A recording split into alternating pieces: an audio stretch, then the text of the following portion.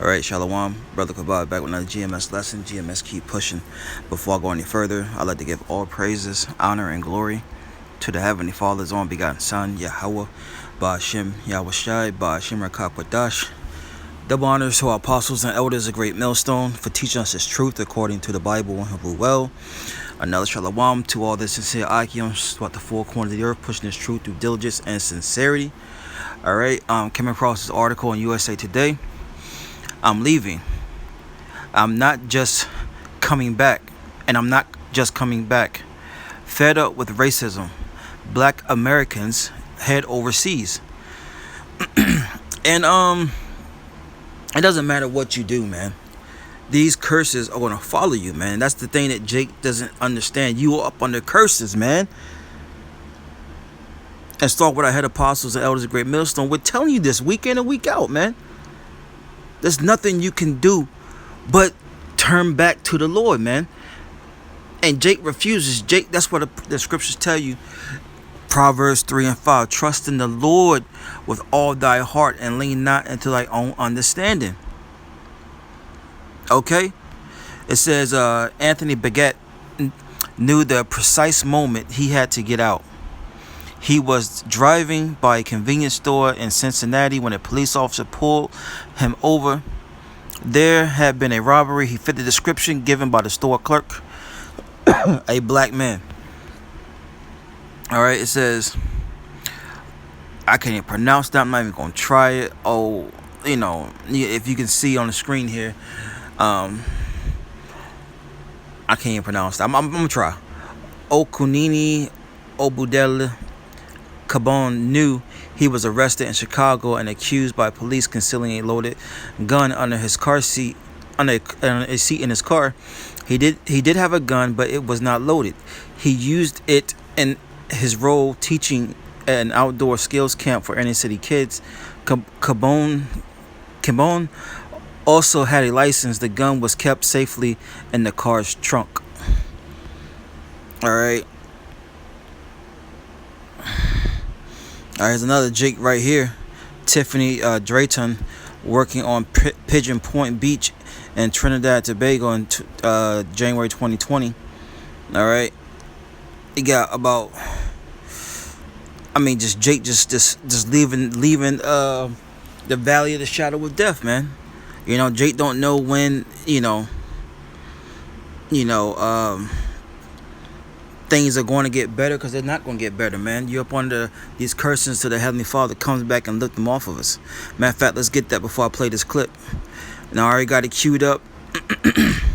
Matter of fact, before I do that, I'm going to read 15. This is Deuteronomy 28 and 15. It says, but it shall come to pass, if thou wilt not hearken unto the voice of the Lord thy power. Who's the voice? The men, right? Amos 3 and 7. Luke 1 and 70. Ezekiel 38 and 17, the Lord speaks to his men, right?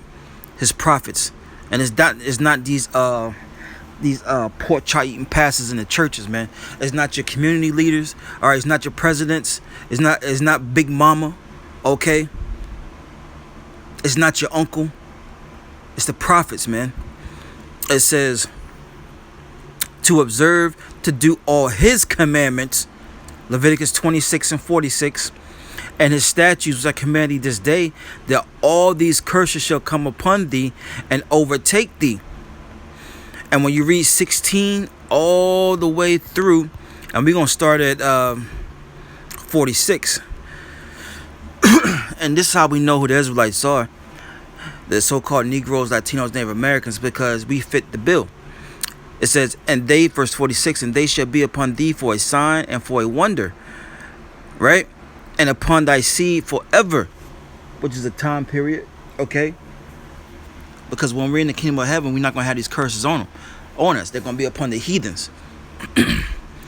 And see, and the reason why this is happening to us, why you want to flee your captivity, why you want to flee the valley of the shadow of death right here in America, is because what?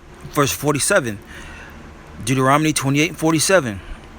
Because thou servest not the Lord thy power with joyfulness and with gladness of heart for the abundance of all things. See, the Lord had given us everything, man. Right? And we chose not to serve the Lord that delivers out of the hands of Pharaoh, delivers out of Egypt. Okay, which Egypt represents captivity, which we was up under hardcore slavery. Okay, and the Lord delivers us out of that, man. And we show him thanks by forcing Aaron to build us a golden calf, man. To get all our jewels melted down, earrings and things that melted down to a golden calf, man.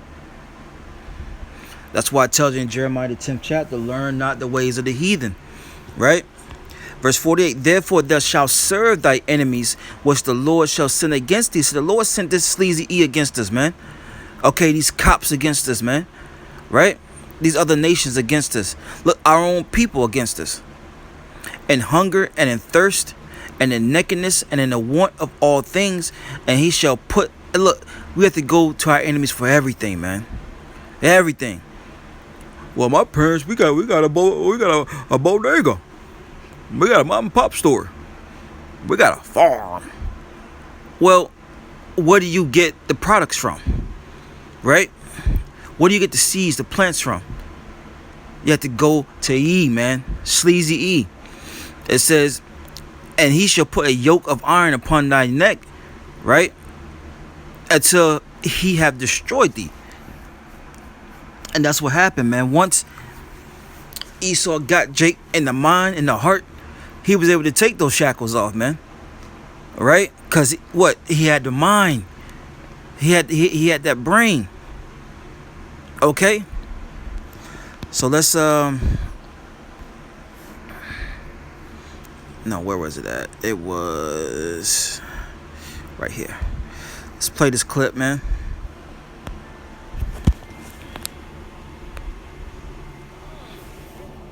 Getting pulled over by the cops is like fear. It's fear.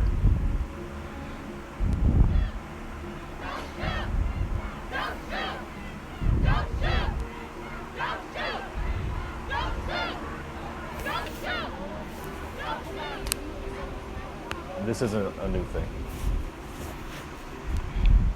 For me, growing up, whether it be Tamir Rice, Trayvon Martin, people who look like me, people who are my age, regardless of if people know it or not, they see us a different way. I just want to be respected. It doesn't matter if you like me. It doesn't matter if we're friends. It doesn't matter if you even know me. But if I have your respect, then nothing else really matters.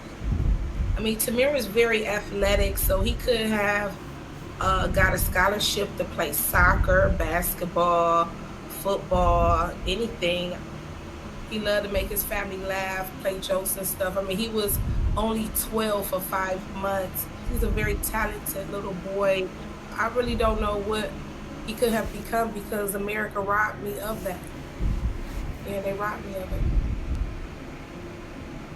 It hurts, you know. It always feels like, wow, it's still going on. Wow, it's like over and over again. But like for me, that's fuel to my fire. We can advocate for real change, you know, at the state level, with the laws, you know. The power of the people that rise out of that is beautiful. I just want to be understood. So often I feel like people look at me and they don't know what to think. They don't know where they stand. They don't know how to act. And I want people to be able to be comfortable around me, to have these difficult conversations, because I want to educate people. I want to make sure that we're all like happy and we can all be agreeable. To watch all of that, especially Amana Berry and George Floyd, I mean, it actually kind of took breath out my body to have to watch that, just the same as it took breath out my body for Tamir.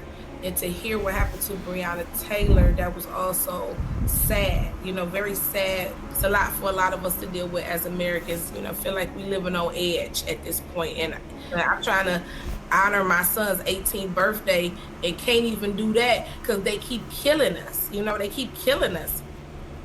Being a young black man, it's a traumatic experience, man. My stepdad was murdered. I had a teammate who was killed. So I experienced the plights of black people on top of just going outside and being scared. And I have to wear my Harvard hat because I feel like it's a shield. it's tough when you feel like you have to change who you are in order to fit the mold of the world in order to be safe. I just want to be, as of right now, at peace.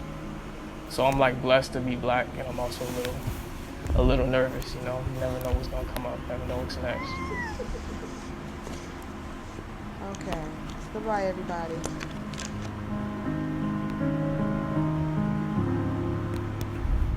All right, let's grab one precept and close it on out. Let me see here.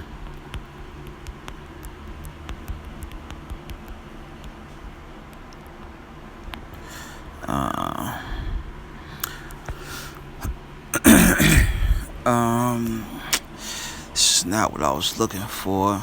Oh well. Can't think of it. I mean, this lesson was just, you know, done off the top, man. You know, raw in the spirit. Let's go to Amos 5. This is Amos 5:4. For thus saith the Lord to the house of Israel, seek ye me, and ye shall live. Right? Seek the Lord, and you will live, man. You afraid for your life? Seek the Lord, man. You want things to change? Seek the Lord, man. You Israelites, so-called Negro Latino Native Americans. And with that, I'm going to close. I want to give all praises, honor, and glory to the Heavenly Father's only begotten Son, YAHAWAH, BAHASHAM, YAHAWASHI, BAHASHAM, KAKUDASH. Double honors to our apostles and elders of Great Millstone for teaching us this truth according to the Bible and Hebrew well. Another Shalom, all the sincere Akiams throughout the four corners of the earth, pushing this truth through diligence and sincerity. Shalom.